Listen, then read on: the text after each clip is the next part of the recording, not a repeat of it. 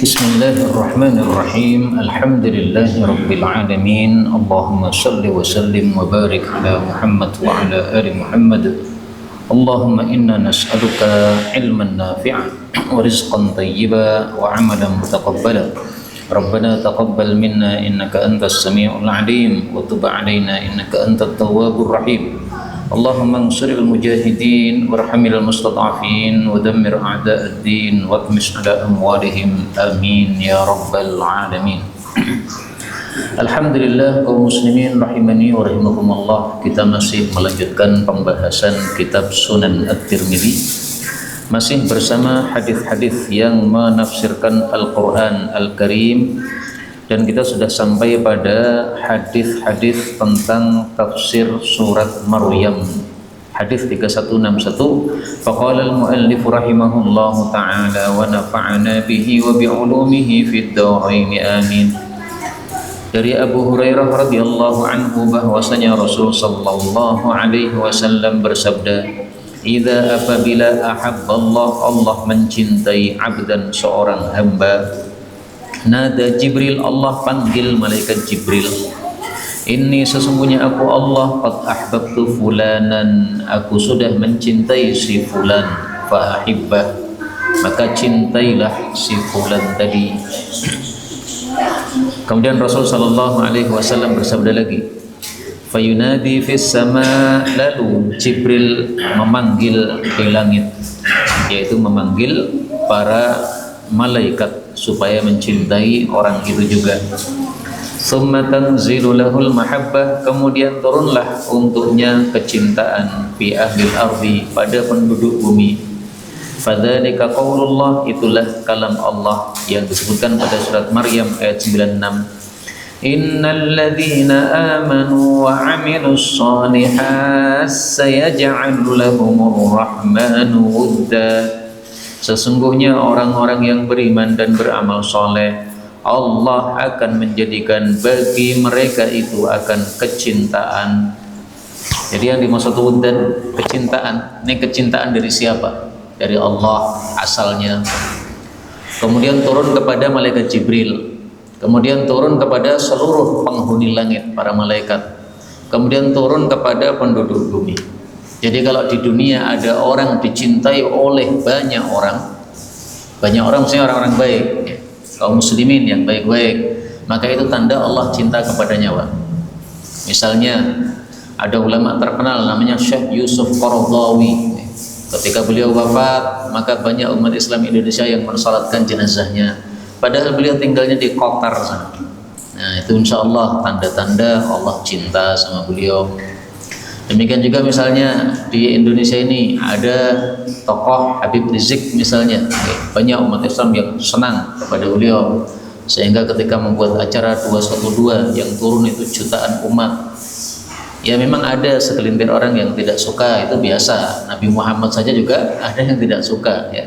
Tapi yang dihitung adalah mayoritasnya umat Islam yang baik-baik. Maka itu tanda-tanda Allah ada kecintaan kepada orang tersebut. Karena itu kaum muslimin rahimani wa rahimakumullah, jangan sampai kita itu merasa tenang apabila orang-orang di sekitar kita benci sama kita. Kita punya teman-teman kita itu semuanya menjauh dari kita. Kita punya tetangga, tetapi tetangga kita mayoritasnya menjauh dari kita karena keburukan kita. Nah, itu hati-hati. Itu tanda bahwa Allah tidak senang kepada kita, sebagaimana sabda Nabi sallallahu alaihi wasallam dalam hadis yang lain, sebaik-baik teman adalah yang terbaik kepada temannya, sebaik-baik tetangga adalah yang terbaik kepada tetangganya. Demikian juga sabda Nabi sallallahu alaihi wasallam, beliau mengatakan, idza athna 'alaika jiranuka annaka muhsin, kalau kamu dipuji oleh tetangga-tetanggamu bahwa kamu orang baik, maka memang kamu orang baik. Tapi kalau kamu disebutkan oleh tetangga-tetanggamu bahwa engkau orang jelek, ya memang betul-betul kamu orang jelek. Hadis riwayat Ibnu Asakir, derajatnya sahih. Ini mayoritas maksudnya, bukan cuma 1-2. Kalau cuma 1-2, setiap orang biasanya tetap ada musuh atau orang yang tidak menyukainya. Siapapun kita pasti ada orang yang tidak menyukai kita, 1-2 itu pasti ada. Kemudian lanjutan hadisnya, wa idza abghadallahu 'abdan, kalau Allah itu membenci hamba, nada Jibril, Allah panggil Jibril, inni sesungguhnya aku qad abghadtu fulanan, aku benci si fulan. Fayunadi fis sama, maka Jibril pun menyeru pada malaikat langit, malaikat-malaikat yang ada di langit supaya mereka benci semuanya. Tsumma tanzilu lahul baghdha fil ard, kemudian turunlah bagi orang itu kebencian di muka bumi, alias orang-orang banyak yang membenci dia. Sehingga semua orang mengatakan misalnya dia itu pemalsu, dia itu pembohong, dia itu pengibul, dia itu kalau berjanji tidak menepati. Nah, itu berarti tanda-tanda dibenci oleh Allah Subhanahu wa taala. Berikutnya 3162 dari Khabbab bin Arad radhiyallahu anhu, dia berkata, aku datang kepada As bin Wa'il As-Sahmi, ini seorang tokoh kafir. Ataqadahu, aku menagih kepada As haqqan li, hak milik saya, yaitu hutang yang belum dibayar, indahu, yang ada pada dia. Maka As ini mengatakan, saya tidak akan bayar kepada kamu sampai kamu kafir kepada Muhammad. Jadi Khabbab ini kan sahabat Nabi, Muslim, disuruh murtad sehingga hutangnya dibayar. Maka saya mengatakan, tidak, sampai kamu mati, sampai kamu dibangkitkan, saya tidak akan kafir, karena Islam ini sudah agama yang benar. Jadi disuruh murtad gak mau. Kemudian dia mengatakan, si As ini bertanya, apakah saya akan mati, kemudian setelah itu saya akan dibangkitkan? Maka saya jawab, iya pasti, semua orang begitu. Maka As mengatakan, sesungguhnya saya nanti di akhirat kalau begitu akan punya harta yang banyak dan anak-anak yang banyak, maka besok di akhirat akan saya lunasi kepada kamu. Jadi oleh As ini diejek, kalau memang betul-betul ada kebangkitan setelah kematian, maka kalau di dunia saya kaya, berarti di akhirat saya juga kaya. Ini cara berpikir orang-orang kafir seperti ini adalah pemikiran yang tidak benar.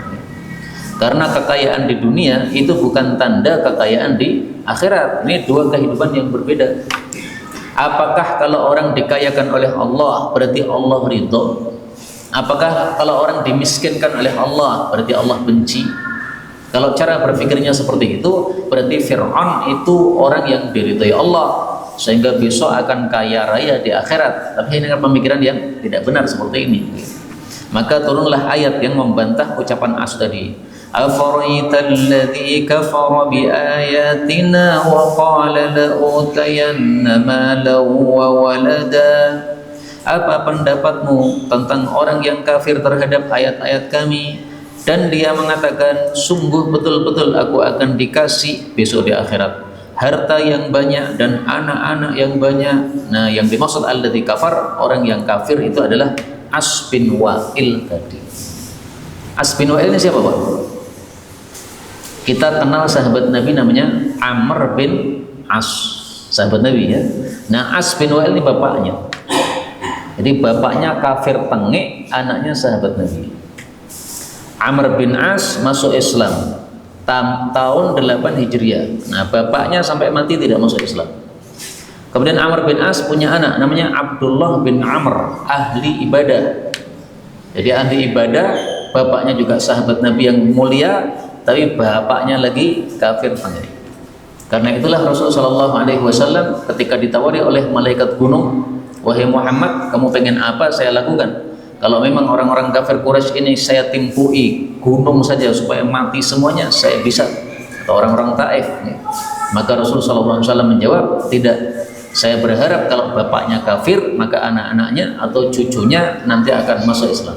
Nah, ternyata betul seperti yang diharapkan oleh Nabi SAW. As ini kafir, tapi Amr bin As anaknya Muslim. Kemudian punya keturunan sahabat-sahabat Nabi dan para tabi'in, para ulama-ulama yang mulia-mulia.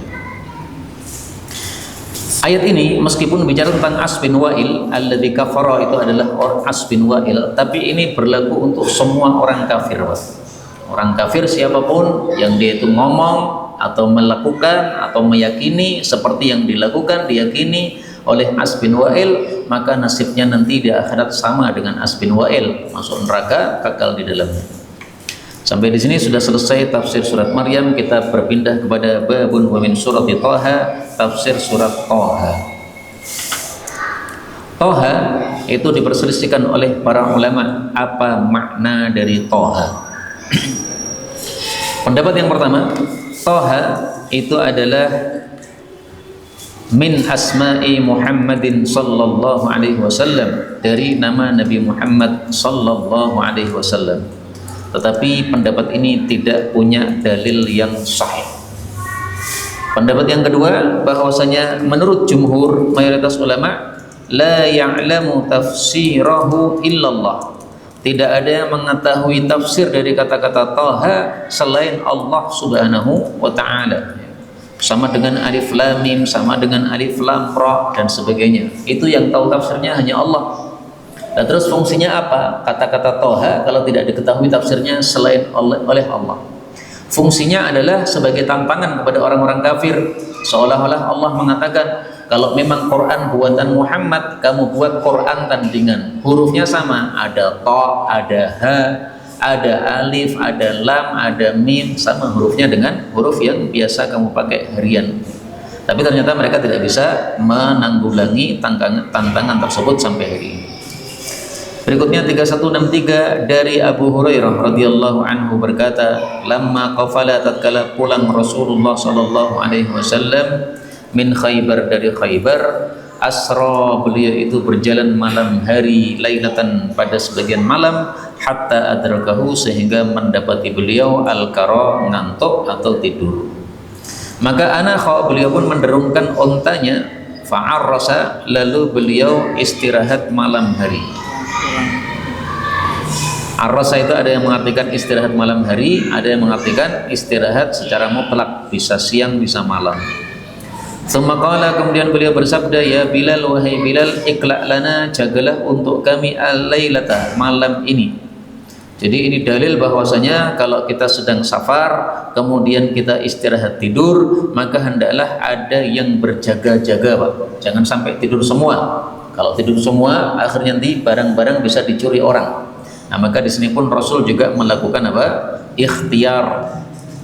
Maka Bilal pun sholat sambil berjaga. Nah, maka ini dalil bahwasanya kalau kita disuruh berjaga malam hari, maka kalau ngantuk, cara menanggulangi ngantuknya adalah dengan cara salat atau baca Quran atau yang lainnya. Tsumma tasanada, kemudian dia bersandar ila rahilatih, kepada ontanya, mustaqbil fajri, sambil menghadap ke arah fajar, ke arah timur. Jadi barangkali nanti terbit fajar akan dia segera bangunkan para sahabat. Lalu dia pun terkalahkan oleh kedua matanya, akhirnya dia tertidur. Maka tidaklah bangun salah satu pun dari mereka sampai yang pertama kali bangun adalah Nabi Muhammad sallallahu alaihi wasallam. Ini dalil bahwasanya kalau bersandar itu menyebabkan tidur, Pak. Nah, karena itu kalau pengajian seperti ini, kalau panjenengan khawatir nanti akan tidur, jangan bersandar. Tapi kalau yakin tidak tidur, nggak apa-apa, bersandar nggak apa-apa ya. Nah, ini buktinya bahwasanya gara-gara tasanada, gara-gara bersandar, akhirnya jadi tertidur. Seandainya Bilal tidak bersandar, tidak tertidur. Di sini disebutkan yang pertama kali bangun Nabi SAW. Dalam riwayat Muslim, ketika Nabi bangun itu matahari sudah mengenai punggung beliau. Berarti sudah terbit, Pak. Kira-kira sudah jam 6, belum salat subuh. Maka Nabi kemudian mengatakan, "Ai Bilal, wahai Bilal." Kalimatnya cuma diringkas, Pak. Maksudnya, wahai Bilal, piye kowe iki? Disuruh jaga malah tidur. Nah, tapi kalimatnya diringkas oleh Nabi karena sudah mafhum. Enggak usah dilanjutkan, sudah paham. Maka Bilal pun menjawab, "Bi abi anta ya Rasulullah." Saya tebus engkau dengan bapakku wahai Rasulullah. Ini kalimat untuk memuliakan orang yang diajak bicara ya. Akhadha binafsi, telah mengenai jiwaku, alladzi akhadha binafsik, sesuatu yang mengenai jiwamu. Maksudnya Anda tertidur karena ngantuk, saya pun sama, tertidur karena ngantuk. Jadi saya tidak sengaja. Jadi maksudnya Bilal itu adalah tolong dimaafkan, karena sebagaimana Anda ngantuk nggak kuat, saya pun juga ngantuk tidak kuat. Maka alladzi, sesuatu yang mengenai Anda itu maksudnya ngantuk. Boleh juga alladzi ini maksudnya Allah telah mengambil saya, Allah, yaitu telah nyawa saya sudah diambil oleh Allah Subhanahu wa taala.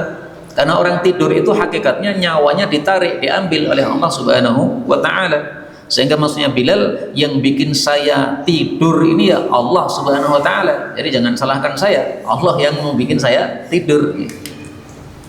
Ini sebagaimana disebutkan pada surat Az-Zumar ayat 42 ya. Allah Subhanahu wa taala mengatakan, Allahu yatawaffal anfusa hina mautiha wallati lam tamut fi manamiha. Allah itu mewafatkan jiwa baik ketika matinya betul-betul ataupun ketika tidur, maka ditarik nyawanya oleh Allah Subhanahu wa taala. Nah, kalau bangun itu berarti nyawanya dikembalikan lagi, Pak. Tapi kalau tidak kembali, lanjut mati, nah berarti itu nyawanya tidak dikembalikan oleh Allah Subhanahu wa taala. Maka Rasulullah Shallallahu alaihi wasallam tidak marah, beliau mengatakan iktadu, ya sudah, mari kita pergi. Mari kita apa? Menggiring unta kita masing-masing. Kenapa Rasulullah menyuruh untuk menggiring untanya pindah dari tempat tersebut? Dalam hadis ini tidak disebutkan sebabnya. Dalam riwayat Muslim disebutkan dua sebab. Sebab yang pertama, Rasulullah Shallallahu alaihi wasallam bersabda bahwasanya hadza manzilun hadarana fihi syaitan. Ini satu tempat yang kita sudah dihinggapi oleh setan, sehingga kita pergi dari tempat ini. Ini tempatnya banyak setannya. Buktinya kita diganggu setan sampai semuanya tidur, tidak ada yang sholat subuh. Nah, maka kalau kita pakai dalil ini, maka ini hanya bisa dipakai oleh Nabi SAW. Untuk kita nggak bisa, Pak. Kenapa? Karena kita tidak tahu di sekitar kita itu ada setan atau tidak, itu kita tidak melihat. Tapi kalau Rasulullah tahu, oh ini ada setan di sini, oh di sini tidak ada. Nah, Nabi tahu ya, karena mendapatkan wahyu dari Allah Subhanahu wa taala. Kemudian sebab yang kedua disebutkan dalam Sahih Muslim juga, bahwasanya beliau kemudian berjalan bersama para sahabat hatta idza irtafa'atis syamsu nazal. Ketika matahari sudah naik, maka beliau baru turun di tempat yang lain. Nah, berarti ketika beliau bangun itu, kemudian beliau menyuruh untuk pindah tempat, itu matahari sedang proses terbit, Pak. Ketika sedang proses terbit, tidak boleh kita melakukan sholat. Nah, maka disuruh pindah, tujuannya supaya proses terbitnya matahari selesai. Kalau sudah terbitnya matahari prosesnya selesai, baru boleh sholat, maka saat itu baru dilakukan sholat subuh yang terlewat tadi. Nah, berarti sebabnya dua ya. Sebabnya karena di situ ada setan, sebab yang kedua adalah karena menunggu proses terbitnya matahari. Tsumma anakha, kemudian beliau menderungkan untanya di situ, lalu beliau wudu, lalu mengqamati sholat, maksudnya menyuruh Bilal untuk qamat. Kemudian beliau sholat semisal sholatnya seperti waktu biasanya dalam keadaan tamakkuf, yaitu perlahan-lahan, tidak tergesa-gesa. Ini dalil untuk dua hal. Yang pertama, kalau kita bangun kemudian terlambat bangunnya, maka sholatnya hendaklah kita lakukan seperti biasanya, Pak. Biasanya bagaimana? Satu, kalau biasanya sholat sunnah sebelum subuh, maka tetap sholat sunnah sebelum subuh. Jadi tidak langsung qomat kemudian sholat subuh, bukan. Kalau ini hadisnya diringkas, beliau sholat, maksudnya sholat subuh, tapi dalam riwayat Muslim beliau sholat dulu 2 rakaat sholat sunnah. Habis sholat sunnah selesai, baru kemudian sholat subuh 2 rakaat. Nah, berarti tetap seperti biasa. Kemudian yang kedua adalah tamakkuf, tetap sholatnya perlahan-lahan. Biasanya misalnya sholat subuh 20 menit, kalau Nabi kan panjang sholatnya ya, 20 menit atau 30 menit, maka pada waktu itu sholatnya juga sama, tetap 20 menit, 30 menit, tidak dicepatkan menjadi 5 menit ya, meskipun sholatnya sudah terlambat waktunya. Tsumma qala, kemudian beliau membaca ayat wa aqimis salata lidzikri, dan tegakkanlah salat untuk mengingatku, mengingat Allah Subhanahu wa taala. Ada juga yang membaca lidzikri ini dengan bacaan yang lain, lidzikra. Kalau lidzikra, roknya di fathah, ini artinya ketika ingat, Bro. Jadi kalau kamu ketiduran atau kamu lupa, kemudian bangun atau ingat, nah pas itu sholatlah. Lupa belum sholat subuh, kapan ingatnya? Ingatnya jam 12 siang. Nah, jam 12 siang ingat, langsung sholat. Jadi tidak usah menunggu nanti-nanti ya, karena kita belum tahu kapan mati kita itu, dicabut nyawa kita oleh Allah Subhanahu wa taala. Nah, bacaan ini lidzikra, ini bacaan yang tidak boleh kita baca, yang boleh adalah lidzikri. Kenapa? Karena bacaan tersebut bacaan yang syadz. Sementara bacaan Quran yang boleh dibaca adalah yang mutawatir. Nah, untuk yang mutawatir zikri, untuk yang syadz zikra, ini nggak boleh dibaca, hanya boleh untuk diceritakan seperti ini. Hadis ini kata Imam Tirmidzi ghairu mahfudz, tidak sahih, tapi maksudnya sanadnya yang tidak sahih, Pak. Karena di sini dikatakan Sa'id bin Musayyib dari Abu Hurairah, mestinya tanpa dari Abu Hurairah. Jadi langsung dari Sa'id bin Musayyib, langsung dia cerita tentang Rasul sallallahu alaihi wasallam. Demikian juga dijelaskan oleh Imam Tirmidzi, di sini ada rawi bernama Shalih bin Abil Akhdar. Ini seorang perawi yang dhaif. Tapi cerita ini tadi sahih karena diriwayatkan juga oleh Bukhari, diriwayatkan juga oleh Muslim. Meskipun kalau yang riwayat Bukhari ringkas, kalau riwayat Muslim lengkap sebagaimana hadis yang sudah saya sampaikan tadi. Kaum muslimin rahimani wa rahimakumullah, dari hadis ini diambil pelajaran juga bahwasanya Rasul sallallahu alaihi wasallam itu manusia biasa. Kadang-kadang tertidur sebagaimana kita kadang-kadang tertidur. Karena itu pelajaran yang dapat kita ambil adalah kalau kita tertidur, maka ya ketika bangun segera sholat, jangan ditunda-tunda lagi. Dan kita tidak berdosa ketika terlambat gara-gara ketiduran. Sebagaimana sabda Nabi SAW yang diriwayatkan oleh Abu Dawud, beliau mengatakan, "Laisa fin naumi tafritun." Ketiduran itu tidak disebut teledor.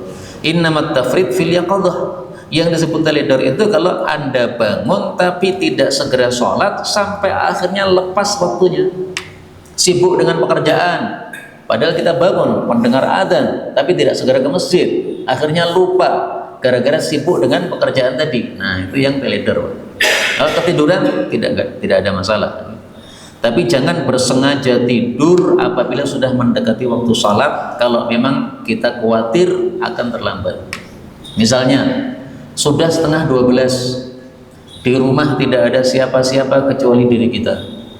Kalau kita tidur maka pasti lewat sampai setengah 1. Nah, berarti jangan tidur, Pak, karena nanti pasti lewat. Kalau ada istri, ya bisa kita bilang istri, tolong dibangunkan ketika adzan zuhur. Atau kita segera berangkat ke masjid, tidurnya di masjid di dekatnya muadzin, sehingga nanti kalau kita masih tidur digajul sama muadzin pasti bangun. Nah, nggak apa-apa kalau begitu. Berikutnya babun wa min suratil anbiya, surat al-anbiya, surat yang ke-21. Ini hadis yang dhaif nomor 164 karena ada rawi bernama Ibnu Lahiyah, ini dhaif. Juga sanad ini terraj dari Abu Haytham, juga dhaif. Dari Abu Sa'id dari Nabi sallallahu alaihi wasallam bersabda, al-wailu, yang disebut wail di dalam Al-Qur'an itu adalah wadin, satu lembah, fi jahannam, dalam neraka jahannam, yahwi bih fihil kafir, yang turun padanya orang kafir, arba'ina kharifan, selama 40 tahun, qabla ayyablugha qa'rah, belum sampai ke dasarnya. Jadi hadis ini menafsirkan kata-kata wail dalam Al-Quran. Secara bahasa, al-wail itu artinya adalah al-halak, kebinasaan. Sehingga kalau kita ketemu kata-kata wailun di dalam Al-Quran, artikan apa? Kebinasaan. Nah, terus yang dimaksud kebinasaan itu binasa bagaimana? Nah, dalam hadis ini disebutkan yaitu masuk ke dalam satu lembah yang ada dalam neraka jahannam. Coba kita lihat pada surat Al-Anbiya, kata-kata wailun itu pada ayat yang keberapa? Sebenarnya pada surat Al-Baqarah sudah ada, Pak, fawailul lahum, fawailul lilladzin. Tapi karena sekarang ini kita membaca tafsir surat Al-Anbiya, kita cari yang ada pada surat Al-Anbiya. Nah, ini Allah mengatakan walakumul wailu mimma tasifun. Walakum, dan bagi kalian wahai orang-orang kafir, al-wailu, mendapatkan wail, mimma tasifun, dari sebab ucapan kalian. Mereka mengatakan bahwasanya Nabi Muhammad ini adalah apa? Bukan nabi misalnya. Nah, itu mendapatkan wail atau neraka wail atau kebinasaan di akhirat kelak karena masuk dalam wail ini. Tapi karena hadis ini derajatnya dhaif, ya kurang kuat untuk kita jadikan dalil. Sehingga lebih bagus kita katakan wail artinya binasa. Nah, bukan sebagai nama satu lembah dalam neraka jahannam, karena hadisnya dhaif tadi. Berikutnya 315 dari Aisyah radhiyallahu anha, bahwasanya ada seorang laki-laki, dia duduk di hadapan Nabi sallallahu alaihi wasallam. Kemudian dia mengatakan, wahai Rasulullah, sesungguhnya saya memiliki beberapa budak-budak yang mereka itu yukadzibunani, mendustakan saya. Di sini dibaca yukadzibunani, ya, mendustakan saya. Tapi seandainya dibaca yakdzibunani, mereka bohong kepada saya, nah itu lebih mudah untuk dipaham. Maka kita cek dulu dalam kitab syarahnya itu. Ternyata yang benar adalah yakdzibunani, mereka dusta kepada saya.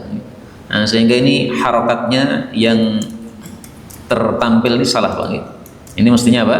Yakdzibunani, mereka dusta kepada saya, enggak jujur kepada saya. Wa yakhununani, dan mereka khianat kepada saya. Wa ya'sunani, mereka durhaka kepada saya. Wa ashtimuhum, maka saya pun mencaci mereka. Adribuhum, saya pukuli mereka. Fa kaifa ana minhum, maka bagaimana nasib saya terhadap mereka nanti di akhirat. Ini sahabat Nabi sangat takut, Pak. Jadi sebenarnya ketem-ketem sama budaknya, karena budaknya nakal-nakal, tidak jujur, sehingga disiksa oleh dia. Tapi dia mikir juga, kalau saya nyiksa mereka, kira-kira nanti di akhirat gimana? Saya boleh enggak menyiksa ini? Karena memang mereka budak-budak yang kurang ngajar begitu. Nabi menjawab, gini, yuhsabu, akan dihitung, ma khanuka, apa yang mereka khianat pada kamu, wa asauka, dan mereka durhaka pada kamu, wa kadzabuka, dan mereka dusta kepada kamu, wa iqabuka iyahum, lalu hukuman kamu kepada mereka juga dihitung. Jadi akan ditimbang, Pak. Karena Allah kan Maha Adil. Sehingga kesalahan mereka berapa dan hukumanmu berapa itu akan ditimbang. Maka kata Nabi SAW, fa in kana, maka jika adalah iqabuka iyahum, hukumanmu pada mereka biqadri dzunubihim, itu adalah sama dengan kadar dosa mereka, berarti kana kafafan, maka itu adalah kosong-kosong. La laka, kamu tidak dapat pahala, wala alaika, kamu juga tidak dapat dosa. Jadi hukumanmu harus setimpal terhadap tingkah mereka. Tingkah mereka 10, ya hukumanmu 10. Tapi kalau tidak setimbang, maka hati-hati. Maka beliau kemudian melanjutkan, wa in kana iqabuka iyyahum, apabila adalah hukumanmu kepada mereka duna dzunubihim, di bawah dari dosa mereka, ya. Jadi kesalahannya misalnya 10 tapi hukumannya 5, kana fadlan laka, maka itu menjadi fadilah atau kelebihan untuk kamu, masih ada pahalanya. Maka ada 3 kemungkinan, ya. Kemungkinan yang pertama adalah 0-0.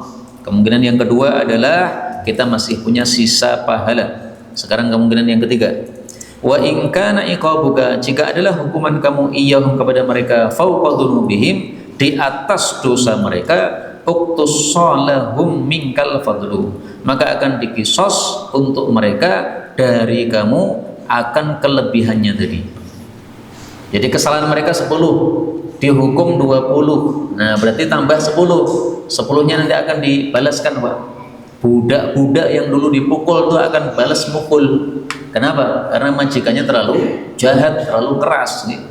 Jadi hukumannya kalau berlebihan itu nggak boleh. Qala fatanahhar rajul, maka orang itu pun menyingkir, lalu dia menangis terseduh-seduh dan dia berteriak-teriak. Maka Rasulullah SAW kemudian membaca surat Al-Anbiya ayat 47. Beliau mengatakan, ama taqra, apakah kamu tidak membaca kitab Allah dalam Al-Quran? Sudah disebutkan, wa nad'ul mawazinal qista liyawmil qiyamah fala tudlamu nafsun syai'a wa in kana mithqala habbatin min khardalin ataina biha wa kafa bina hasibin. Wa nad'u, dan kami Allah meletakkan al-mawazin, timbangan-timbangan, al-qista, yang memiliki keadilan, liyaumil qiyamah, pada hari kiamat besok. Fala tudlamu, maka tidak akan dizalimi nafsun, suatu jiwa, syai'an, sedikit pun. Wa in kana mithqala habbatin, meskipun amalnya itu hanya seberat habbah, ataina biha, akan kami datangkan amalnya tersebut.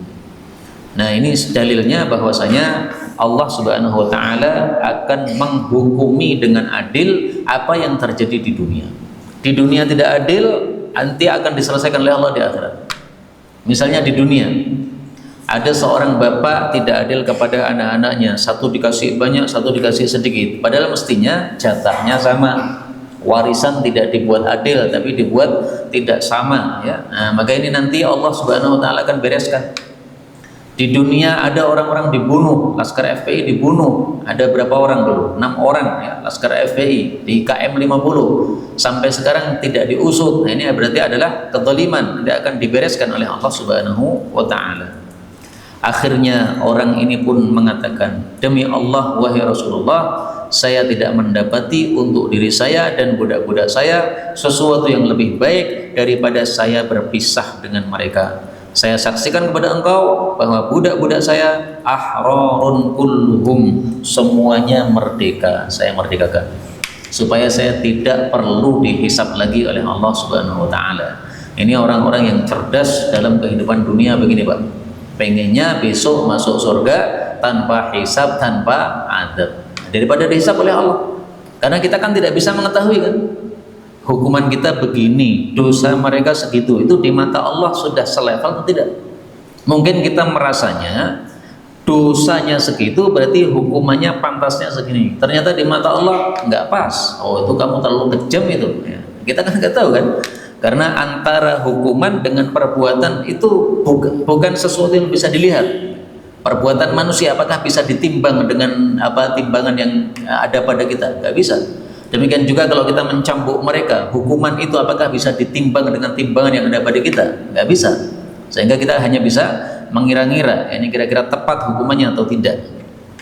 Kemudian hadis ini kata Imam Tirmidzi gharib, dan hadis yang biasanya dikatakan gharib oleh Tirmidzi itu hadisnya dhaif, tapi hadis ini disahihkan oleh Asy-Syaikh Al-Albani, demikian juga disahihkan oleh Syekh Aiman Sya'ban hafizahullah taala.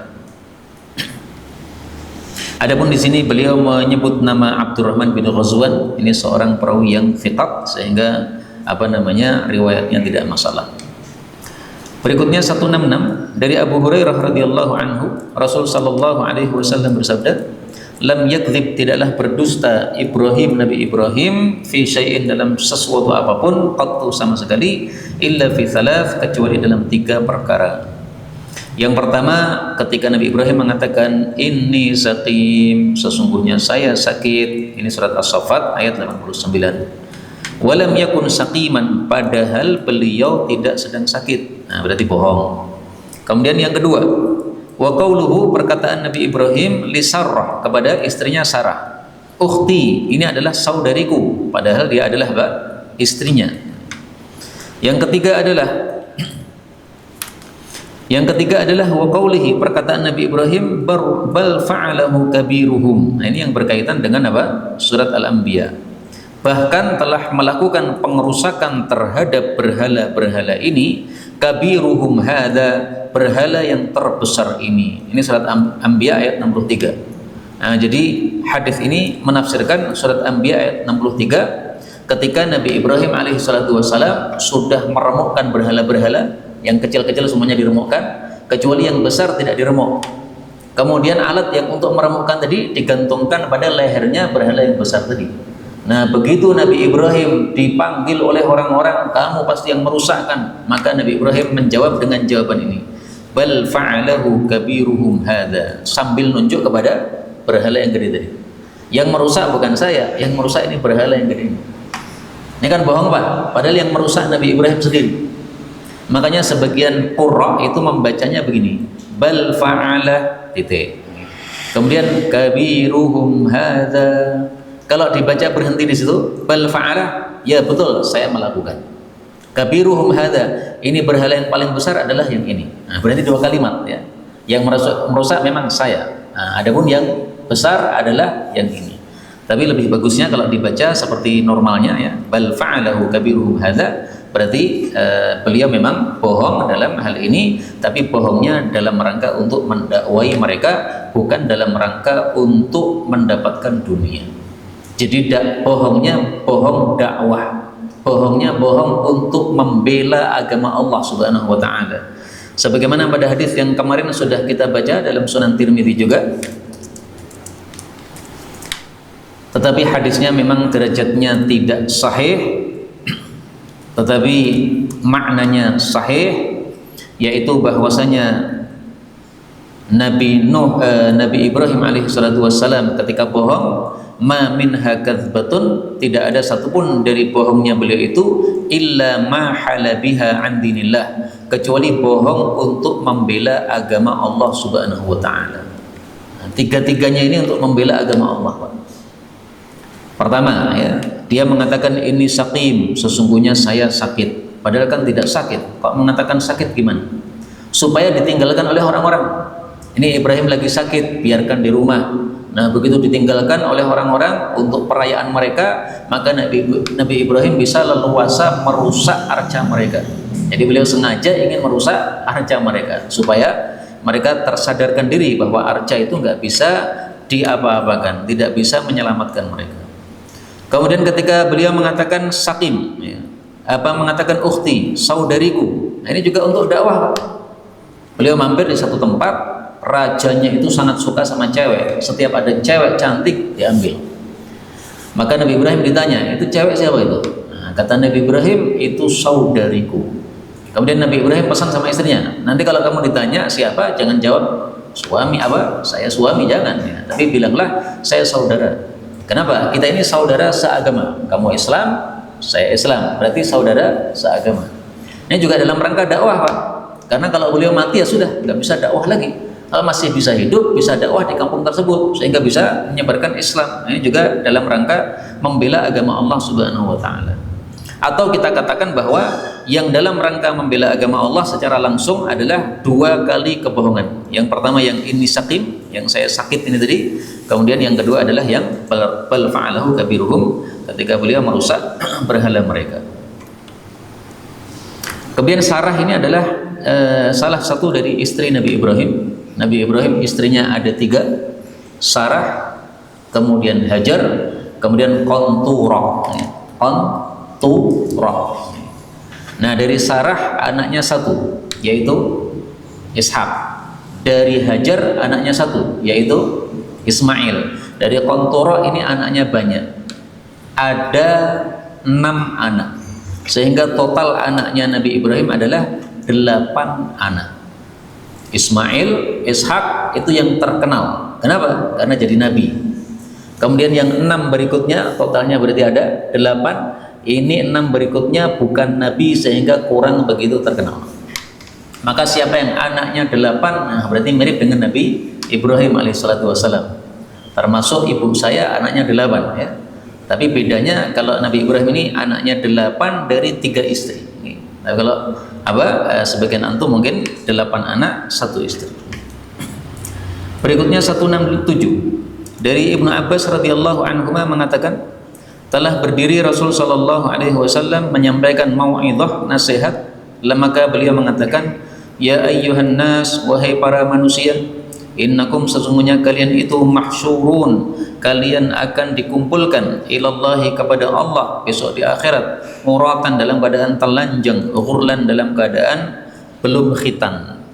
Kemudian beliau membaca ayat, kama bada'na awwala khalqin nu'iduhu wa'dan 'alaina, Anbiya 104. Kama, sebagaimana bada'na, kami telah memulai, awal khalqin, awal penciptaan, maka nu'iduhu, kami akan kembalikan dia, wa'dan alaina, ini sebagai janji dari kami dan pasti akan kami lakukan. Jadi kata-kata nu'idu, Allah akan mengembalikan manusia seperti semula. Itu maksudnya gimana? Seperti semula ketika kita lahir, Pak. Pas lahir kondisi kita bagaimana? Tanpa busana, ya kan? Tidak ada bayi lahir sudah pakai baju, nggak ada. Semuanya ya bugil. Tidak ada bayi lahir yang dalam kondisi sudah dikhitan, ya pasti masih utuh itu tititnya itu. Nah, sebagaimana kita keluar dari ibu kita dalam kondisi bugil, nanti dari kubur kita akan keluar dalam kondisi bugil juga. Sebagaimana dari perut ibu kita dalam kondisi tidak berkhitan, maka nanti dari alam kubur kita akan keluar dalam kondisi tidak berkhitan. Ya, sama persis dengan kondisi waktu bayi. Itulah makna dari kata-kata nu'iduh. Karena itu hadis yang mengatakan bahwasanya Nabi Muhammad SAW ulida makhtunan, ketika terlahir itu sudah dalam kondisi terkhitan, itu hadisnya tidak sahih. Selain tidak sahih, juga bertentangan dengan ayat ini secara umum. Qala awwalu man yuksa, Orang yang pertama kali dikasih pakaian yaumul qiyamah, besok pada hari kiamat, adalah Ibrahim, Nabi Ibrahim alaihi salatu wassalam. Wa innahu, dan sesungguhnya sayu'ta birijalin, akan didatangkan beberapa orang min ummati, dari umatku, fayu'khadhu bihim dzata shimal, lalu dibawa ke arah kiri, yaitu masuk ke dalam neraka. Fa aqulu, maka saya pun mengatakan, Rabbi, wahai Rabbku, ashabi, mereka itu sahabat-sahabatku, kenapa dimasukkan neraka? Fayuqalu, maka dijawab, innaka, sesungguhnya engkau, la tadri, tidak tahu, ma ahdatsu, apa yang mereka lakukan bid'ah ba'daka, setelah wafatmu. Fa aqulu, maka saya pun mengatakan, kama qala al-abdus salih, sebagaimana yang dikatakan oleh hamba Allah yang saleh, yaitu Nabi Isa alaihi salatu wassalam.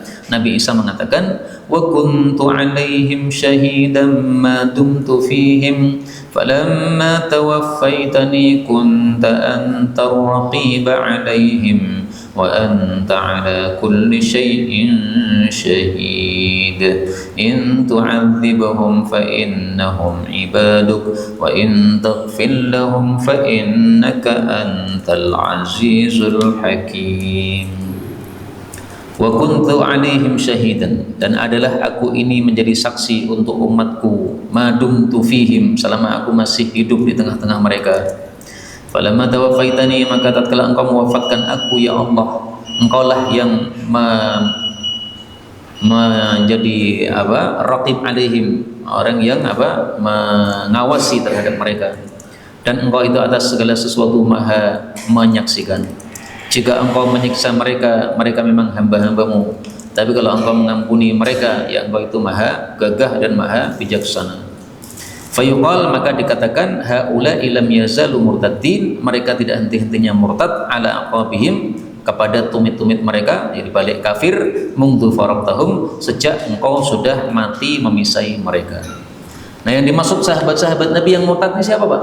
Bukan Abu Bakar, Umar, Utsman, Ali, bukan. Kata Imam Tirmidzi, ka'annahu ta'awwalahu ala ahli riddah, yang dimaksud itu adalah orang-orang yang murtad setelah Nabi wafat. Siapa ahlu riddah? Satu, orang-orang yang mengikuti Nabi palsu Musailamah al-Kadzdzab. Dua, orang-orang yang sudah tidak mau bayar zakat padahal dulu bayar zakat. Tiga, orang yang memang betul-betul murtad karena dulu Islamnya belum kuat, sehingga Nabi Muhammad mati mereka malah murtad. Adapun para sahabat-sahabat yang mulia, mereka bukan yang dimaksud dalam hadis ini. Inilah yang dapat kita pelajari pada pertemuan kali ini, betul dari Allah Subhanahu wa taala. Kalaupun ada salahnya, fa astaghfirullahaladzim li wa lakum, walhamdulillahi rabbil alamin. Mengudara. Kajian gratis ini berjalan atas izin Allah dan dukungan tulus dari Anda. Bersama kita sebarkan kebaikan seluas-luasnya. Yuk jadi bagian dari tim kebaikan kami dengan mendukung operasional dakwah. Jazakumullahu khairan katsiran.